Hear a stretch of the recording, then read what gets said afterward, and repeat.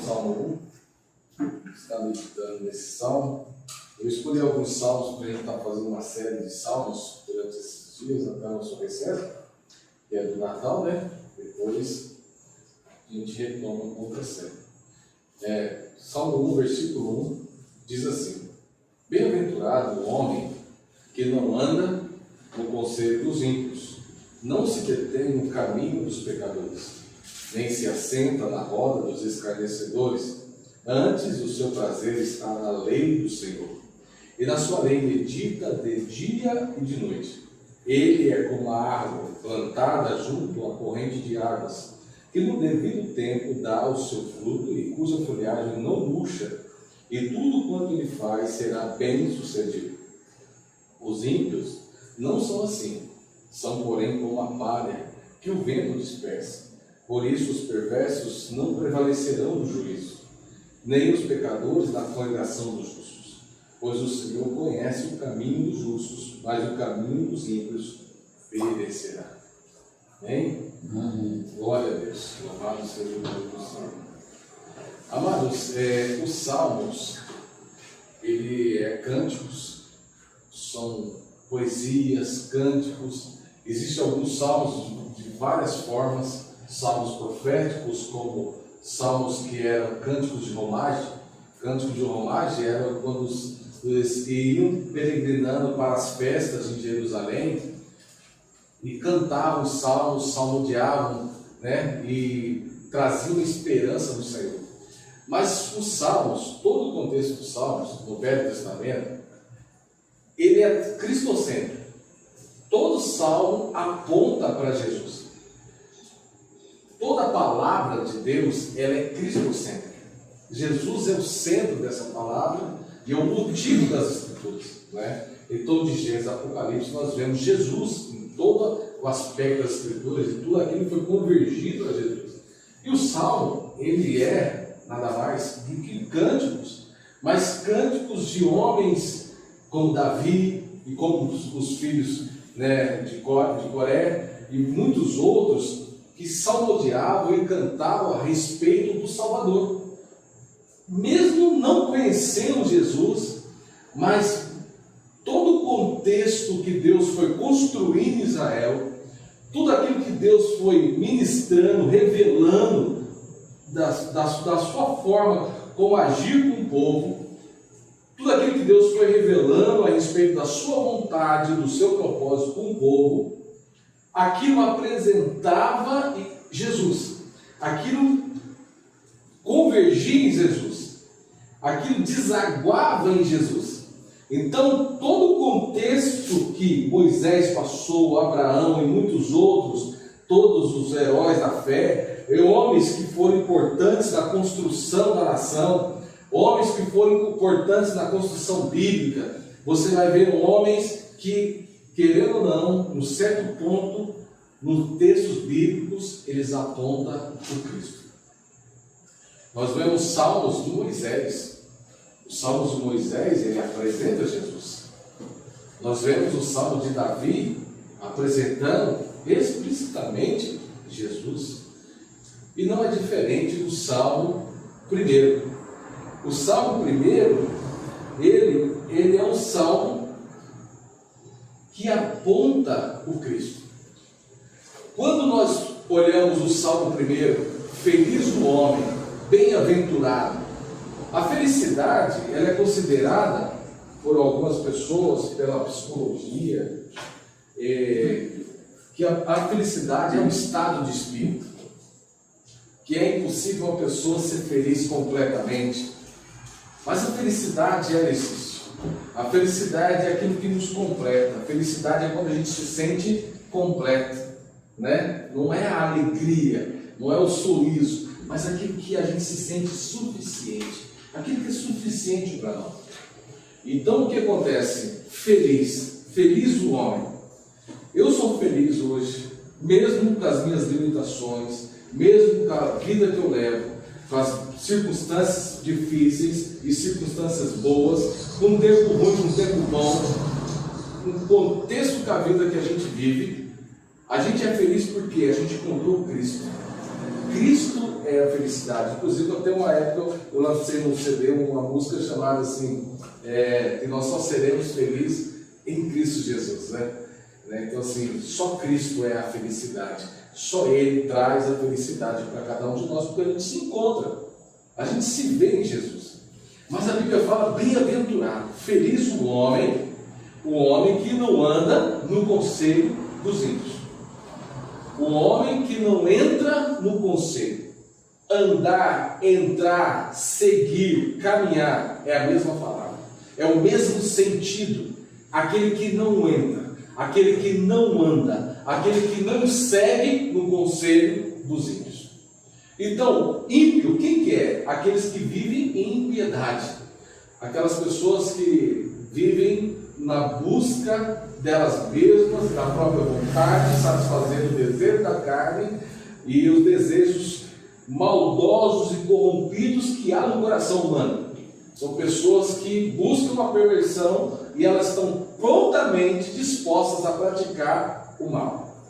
Então, o ímpio são aqueles que não vivem nos conselhos do Senhor, são aqueles que desprezam a palavra de Deus, ou aqueles que ainda não conhecem a palavra de Deus, mas seguem um mundo totalmente diferente da desumanização que o pecado trouxe para o ser humano. Mas bem-aventurado o homem que não anda no conselho dessas pessoas.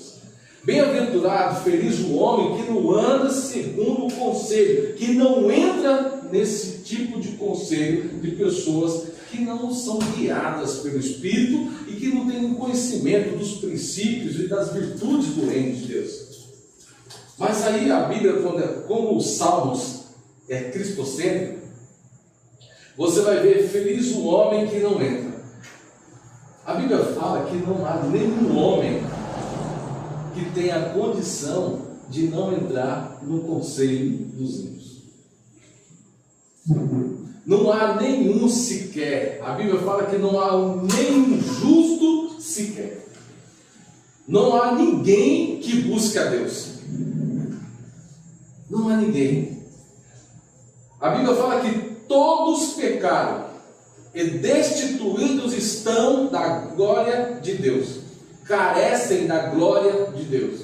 Então não há bondade em nós. Aquilo que é a nossa manifestação de bondade, aquilo que é a nossa ação de bondade, ela vem da parte de Deus. Até alguém que não conhece a Deus, um ateu ou alguém que é de outro contexto religioso, se ele tem uma ação de bondade, aquilo vem da parte de Deus e ele nem mesmo sabe. Mas para nós que temos o entendimento das Escrituras, nós já sabemos que vem da parte de Deus. Se há alguma coisa que me faz em direção do outro, aquilo vem da parte de Deus. Porque se for de nós mesmos, não há nada em nós que nos movimenta em direção ao meu irmão, se não for da parte de Deus. Então, não há quem tenha condição de não andar nos conselhos dos ímpios. De uma certa maneira, nós que somos crentes, nós que somos da palavra, nós que somos humanos, somos tendenciosos a ouvir ao conselho e dar ouvido aos conselhos dos ímpios. Mas espera aí, Orlando, então como é que a Bíblia fala assim, bem-aventurado, feliz o homem? O único que não entrou no conselho dos ímpios foi Jesus. Jesus, ele veio na forma, no corpo pecaminoso, ele veio na forma humana, ele encarnou na forma de um homem, e um homem com a imagem do pecado. Mas Jesus não pecou, ele não entrou no conselho dos ímpios. Ele não entrou, ele não andou no conselho dos ímpios. Então, como é que é o negócio? Então, eu só consigo não dar ouvido aos conselhos dos ímpios se eu tiver a referência em Cristo Jesus. Jesus disse assim aos discípulos: no mundo tereis aflições, mas tendes bom ânimo, porque eu venci o mundo. Então, Jesus é o modelo.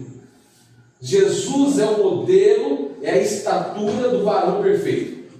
E é nele Então eu só fecho os meus ouvidos, eu só tapo os meus ouvidos para aquilo que a impiedade traz como conselho para mim, se o meu coração, se o meu ouvido, se os meus olhos estiver atento para Cristo.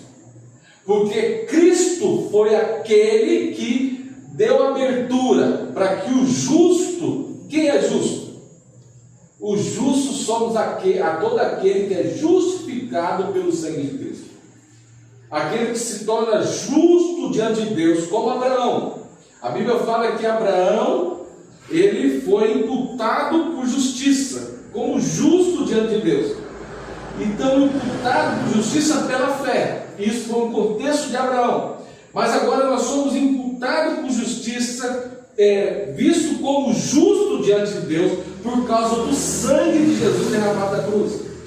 Então o sangue que nos lava, o sangue de Cristo derramado na cruz, é o sangue que reme todo o nosso pecado, nos faz agora justo diante de Deus.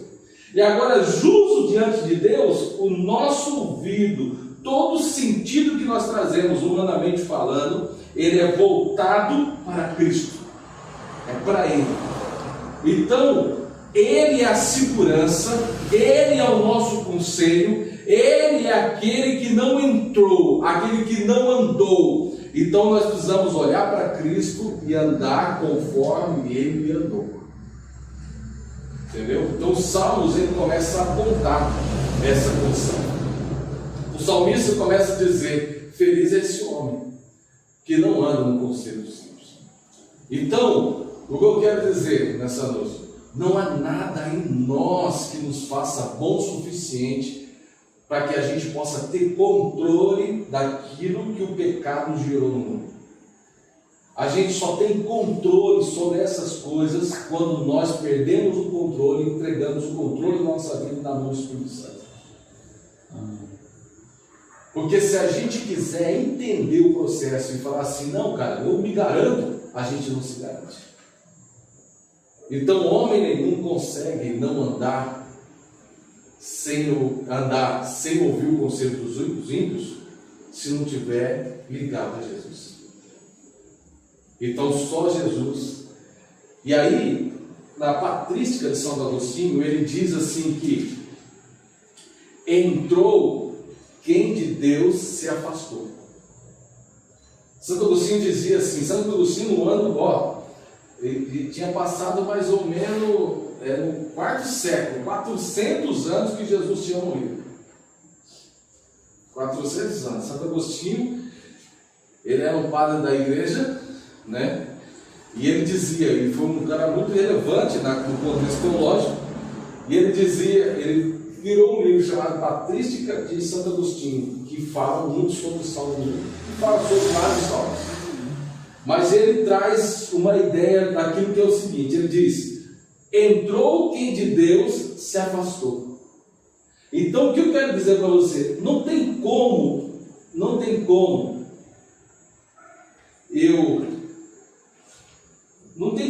eu ser persuadido pela impiedade se eu estiver perto de Deus. Se eu estiver perto de Deus, se Deus é o meu prazer, se a palavra de Cristo é aquilo que me satisfaz, se é aquilo que sai da boca de Cristo, da palavra de Deus, se aquilo não enche o meu coração, não tem como eu ser persuadido pelos conselhos da impiedade. Amém. Eu sou levado pela palavra. Mas quem entra e quem anda no conselho do ímpio? Todo aquele que de Deus se afasta. Então toda vez que eu ouço um conselho que me leva para longe daquilo que são os princípios que eu já conheço, todo o conselho do ímpio, ele não vai surtir efeito naqueles que estão perto de Deus. Então, o Santo Agostinho diz assim: entrou nos conselhos dos ímpios quem de Deus se afastou. Né? Deteve-se quem se deleitou no pecado. Porque ele diz assim: bem-aventurado o homem que não anda no conselho dos ímpios e não se detém no caminho dos pecadores. Se deter porque as pessoas que se detêm é porque ainda estão seduzidas do mundo. Deter no caminho dos pecadores é quando eu estou seduzido ainda, quando o mundo me seduz, né? O mundo me seduz de uma tal forma que ainda aquele jargão que a gente usa assim, é um pé na igreja, um pé no mundo e um pé na igreja. Aí o mundo me influencia. Então assim, aí ele diz assim, não se deteve no caminho dos pecadores. Cristo de fato veio pelo caminho dos pecadores, mas não se deteve no caminho dos pecadores. Então Cristo é o maior exemplo de justiça para nós. Cristo é aquele que não se deteve no pecado. A Bíblia fala que Cristo veio andando no meio de nós, mas não cometeu pecado. Então Ele é o único modelo. Então é a Ele que nós devemos olhar, e é Ele que é o conselho para a nossa vida. Então todo aquele que se detém é aquele que agora é influenciado. Mas todo aquele que também senta é o obstinado.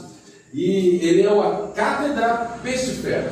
Cátedra pestifera significa é o conselho, é a reunião, é aquilo que é a gangrena, aquilo que corrói, aquilo que danifica, é uma doença que não sara. Então, quando eu ando no conselho dos ímpios, quando eu me detenho naquilo, ainda sou seduzido e ainda sinto na roda dos escarnecedores, quer dizer, eu estou sendo corroído, lambido, estou sendo inundado por uma enfermidade que me afasta totalmente de Deus, é uma epidemia que me toma, e agora eu sou conduzido ao pecado, mergulhado ao pecado, ignorando e não olhando mais para aquele que me salvou, desconsiderando, desqualificando o sacrifício de Jesus. Então o Salmo 1, ele apresenta Cristo como modelo para as nossas vidas, como aquele que não andou no conselho dos ímpios, não se deteve e não sentou nas rodas dos escarnecedores. Ele é o modelo. Mas fala que o justo, né, ele diz, antes o seu prazer está na lei do Senhor, e na sua lei medita de dia e de noite. Então, mas aquele que aderiu à palavra, aquele que ouviu a palavra, ele medita nela de dia e de noite. O apóstolo Paulo fala em 1 Timóteo, capítulo 1, versículo 9, que a lei, ela não veio para o justo. A lei não é para o justo. A lei, quando ele diz, é para os pecadores, é para os feiticeiros, é para os adúlteros, é para os homicidas, é para toda sorte de pecado, é para essas pessoas que é a lei. Todo aquele que vive pela lei, aquele que vive na lei, ele é livre. Hoje, a gente está livre, a gente vai e vem, porque a gente não infringe a lei dos homens. Se a gente roubar, se a gente traficar, a gente vai estar onde? Na cadeia, a gente é preso. Mas espiritualmente, nós somos livres porque tem um princípio de Deus na nossa vida, hoje. Hoje há uma liberdade que Cristo conquistou para nós. Uma liberdade que Cristo conquistou para mim e para você espiritualmente. Nós somos livres. Nós somos livres da condenação do pecado. Cristo nos libertou da condenação do pecado.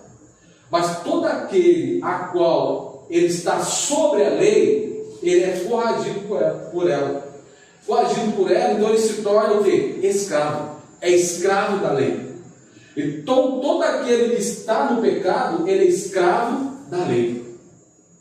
Então todo escravo da lei, ele não conhece a Deus, ele não dá ouvido a Deus, ele não entende aquilo que Deus tem para ele como um caminho de liberdade, mas porque ele é escravo.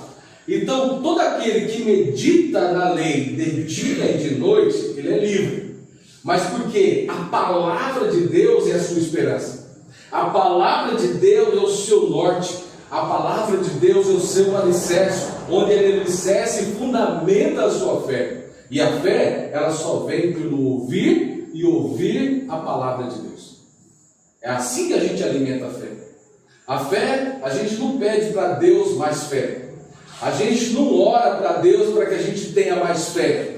A gente se alimenta da palavra e a palavra gera em nós fé. E a nossa fé, ela tem que ser uma fé que faz com que as pessoas possam enxergar em nós pessoas que têm fé, e a fé dela faz aquilo que é invisível se tornar visível para aqueles que não conseguem enxergar. Deu para entender? Então tudo aquilo que é invisível, você vai gerar uma possibilidade de visibilidade para aquele que está perdido, está sem esperança. Se eu não vejo a luz no final do túnel, mas pela fé você chega e fala assim: eu vejo. Eu vejo. Há esperança para você. Cara, eu olho essa árvore, ela está derrubada, um tronco seco, mas aquele que não tem fé, ele olha para aquela árvore e fala assim: essa aqui morreu, essa só serve para o fogo. Mas aquele que tem fé, a nossa fé, ela tem que ser ao ponto de dizer: nessa árvore seca, jogada ao chão, ela pode nascer novamente, ela pode brotar novamente, pode surgir galhos verdes nela, pode dar vida, surgir a vida nela.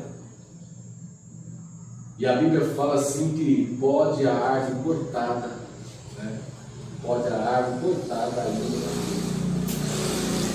Quando Deus, cara, manda Ezequiel profetizar sobre o vale dos ossos secos, né? Que é só o osso trazem vida.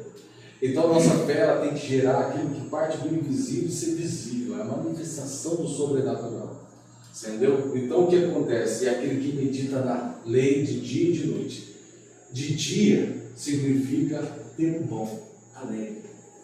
O dia significa alegria, mas a noite é a dificuldade, é a tempestade, é o dia tenebroso, é a circunstância apertada, difícil, complicada, é o dia da angústia, o dia da tristeza, o dia que a gente está desanimado, o dia que a gente está querendo largar tudo, desistir de tudo, fugir para outro lugar, não viver mais aquilo.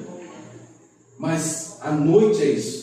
Mas aquele que é justo, aquele que não anda no conselho, aquele que não se detém, aquele que não se assenta, mas antes medita no livro dessa lei de dia e de noite, ele medita no tempo de alegria, mas no tempo da angústia, no tempo do sufoco, no tempo da opressão. É a palavra que vai gerar ânimo nele, é a palavra que vai tirar ele daquele buraco, é a palavra, é a esperança brotada das Escrituras no seu coração que vai fazer com que ele olhe para a vida e tenha esperança.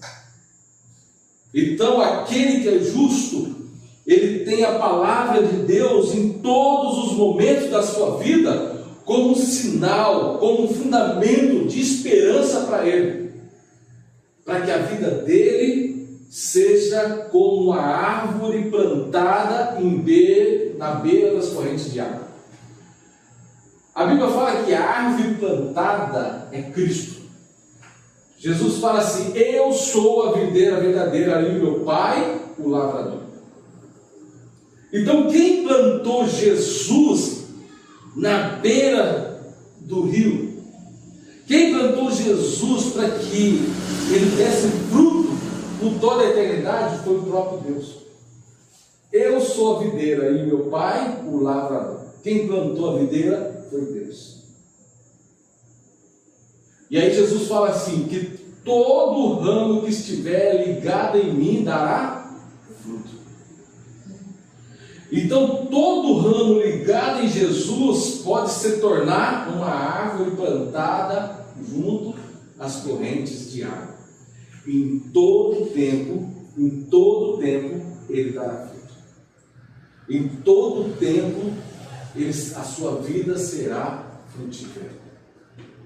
Amados, a árvore plantada em beiras correntes. A corrente significa o pecado das pessoas.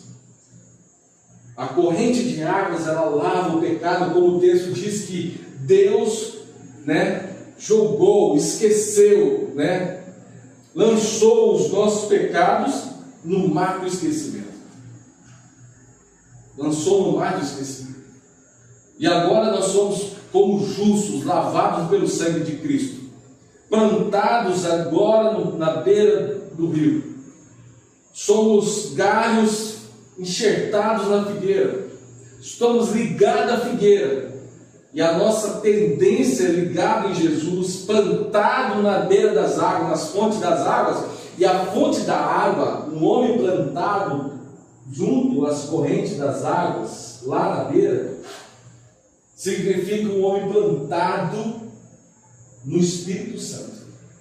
É aquele onde o Espírito Santo ele tem voz, onde o Espírito Santo ele fala e ele é ouvido, onde o homem desperta, onde o homem desenvolve a sua sensibilidade para ouvir a voz do Espírito, onde o Espírito Santo ele tem influência na vida dele, onde o Espírito Santo se manifesta de uma maneira poderosa, e o homem tem sensibilidade para entender a voz do Espírito.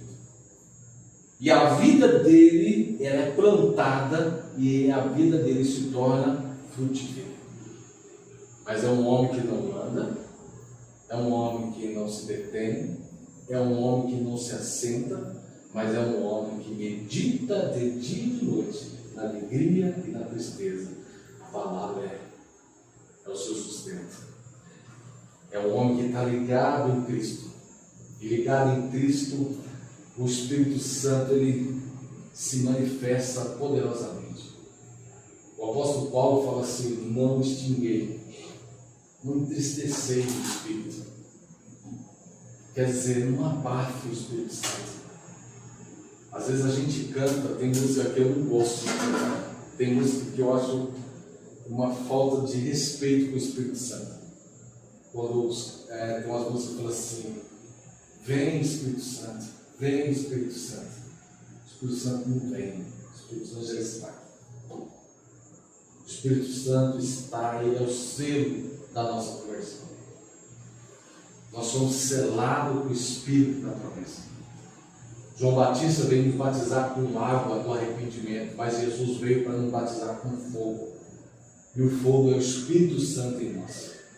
Agora ele é o que está ali, o Paracleto, que anda ao lado, que ele veio para andar ao lado, mas ele habita em nós, ele veio para ser parceiro, para falar o nosso coração. E ele é um gentleman, ele é um cavaleiro, que ele fala de uma maneira educada, sublime, suave. Se a gente não tiver sensibilidade, e se a gente não der ouvido, ele fica calado.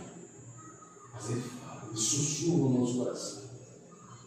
Ele não toma o lugar, mas ele vai tomando o lugar que você dá para ele. Ele vai tomando os espaços da sua vida.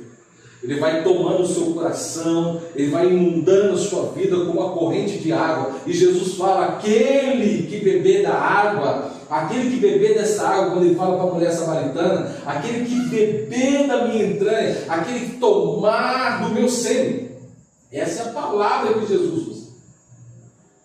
Quer dizer, aquele que tomar, aquele que há de dentro de mim, aquele que beber do meu espírito, no seu ventre correrão rios de água viva. Será produtivo, terá produção, haverá multiplicação, fecundação, que são as bênçãos que Deus deu para o homem lá no Éden. Então você vai vendo que o Salmo 1 ele traz esse contexto para nós, e ele vai dizendo também, para a gente caminhar para o encerramento: os ímpios não são assim. As pessoas, amado, cada vez mais estão longe de Deus. As pessoas cada vez mais não amam essa palavra.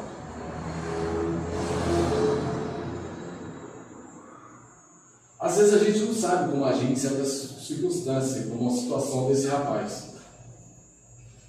E eu falei para ele, eu não posso parar um culto e ir lá te levar agora. Mas se você esperar, eu posso fazer isso para você. A gente dá um jeito. Mas agora eu preciso terminar o culto. Se vocês virem para a gente participar 40 minutos. E quando eu falei para ele que eu era o pastor, ele bateu, deu uns tapas aqui no meu queixo, nervoso, e falou assim, você não é digno dessa palavra. Você não é digno dessa palavra. E bateu forte assim. Se eu revidasse, ele cobria na pancada. O cara era mais forte que eu. Eu estou mal acabado.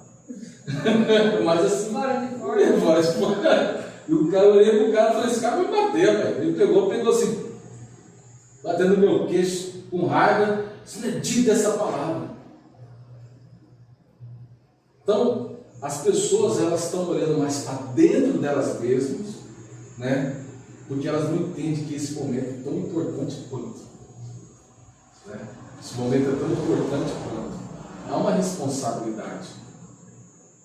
Uma responsabilidade que permeia, porque o encontro, nós viemos nos encontrar aqui em nome de Deus. E ele foi convidado para esse encontro. Eu acho que se tivesse Deus no negócio, estaria aqui ou estaria lá, tinha feito isso aí. Hã? Na vida dele. É. Às vezes ele estaria aqui. Se ele tivesse um pouco, mas eu acho que se ele tivesse sóbrio, ele poderia esperar. Mas como ele estava bêbado, então infelizmente ele estava noutra pegada, né? Mas Deus abençoe ele. Eu fiquei chateado por não poder ajudá-lo. Eu fiquei sem saber o que fazer, né? Mas eu não ia parar o culto, né? Eu fiquei sem saber, mas amém. Mas o que acontece? As pessoas estão mais distantes de Deus. Mas a gente vai falando de Deus para as pessoas e as pessoas não querem saber. Se a gente fala de Jesus, as pessoas não querem saber. Jesus é aquele que vai satisfazer a vontade. Se Jesus não for aquele que satisfaz a minha vontade, não serve.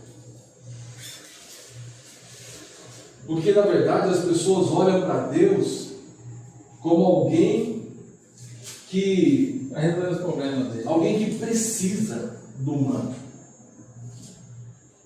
Deus precisa de mim.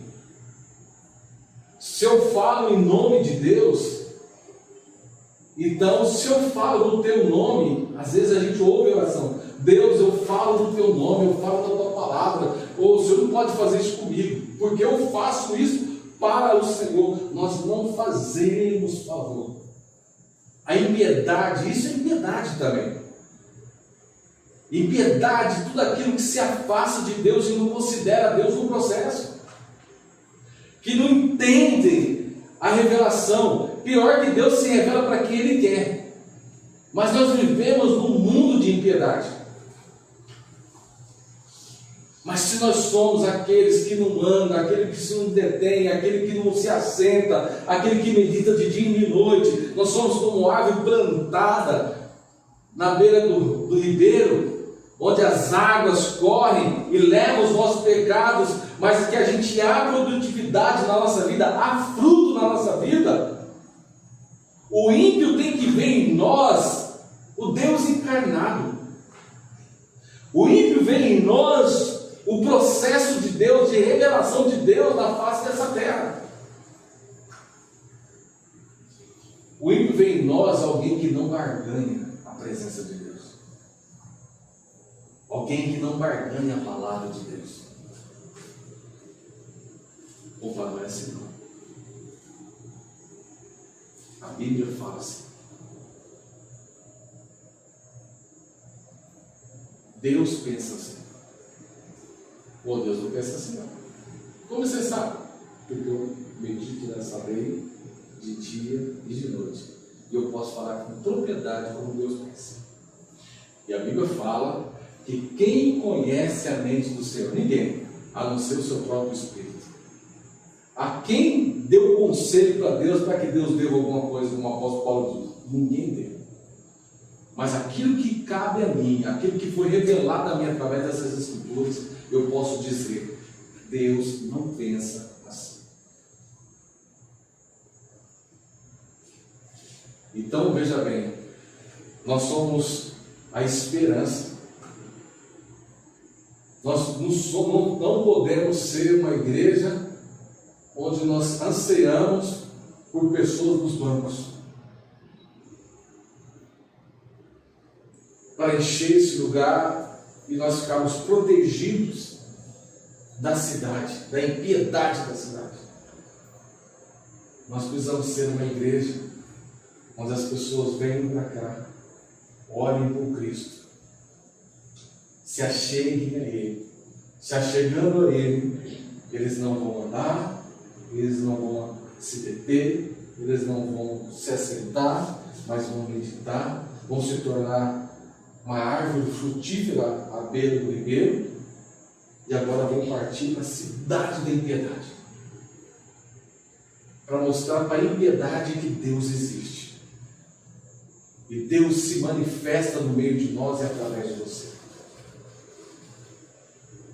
Os ímpios serão como a poeira, como a palha, levada pelo vento. Mas a Bíblia fala que nós somos como a terra. E a terra é aquilo que se refere a alguém que está ligado a Deus. Alguém que tem estabilidade em Deus. Nós somos a terra. Nós tomamos a terra, somos a terra de Deus, a terra de herança, que Deus nos deu como herança. Nós somos propriedade de Deus. E aí o Salmo faz a representatividade do justo como a terra, aqueles que têm estabilidade, que o vento sopra e a terra está firme. Entendeu? A terra está firme. Eu vejo eu ouço as pessoas estão perdidas. Perdidas. Você vai ouvindo elas e você não acha no lado para poder falar de Jesus. Porque elas estão como o vento. E aí a Bíblia fala que o justo, os perversos não prevalecerão no juízo, nem os pecadores na congregação dos justos. Por quê? Porque as pessoas estão soberbas no seu próprio entendimento. Cheguei tempo atrás no mercado, perto da sua casa ali, tem o... Toda hora. Hã? Toda hora. Não, subindo na mesma calçada sua, tem aquele que é aberto no domingo, e depois para... Hã? Um botecão. Tem um botecão e tem outro para frente, o vermelho, mas é Coqueiro. coqueiro. Aí eu cheguei lá e estou ouvindo o cara conversar, eu vendendo as verduras, eu ouvindo o cara conversar, e o cara especialista. E fiquei pensando, nossa, a gente virou especialista de tudo. E eu fiquei olhando para mim, não fiquei nem olhando o cara, olhando para mim. Falei assim, eu fiquei olhando o cara, tudo que o outro falava, eu estava achando interessante ouvir aquilo. Deus estava falando comigo. Tudo que o cara falava, o cara respondia, não, porque é assim. Você sabia mais. Você sabia mais, né? Rapaz, e aí até o cara deu até acho que era o dono do mercado, deu até uma garrafinha, uma petezinha, tomando a cerveja. Falei, rapaz, eu pensei comigo, falei assim, quanto que a gente é especialista? A gente tem assunto para tudo. Eu fiquei vendo assim, que a soberba é alguma coisa que foi impregnada em nós. Porque se a gente não tomar cuidado, a soberba nos envolve. E a gente, isso é soberba. A soberba nos impede de dizer não sei. Vou ficar calado só ouvir. A soberba faz com que os perversos não permaneçam na congregação dos céus. Porque são soberbos.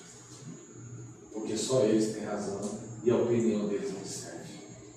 Por isso que essa lei, ela não faz diferença no coração deles.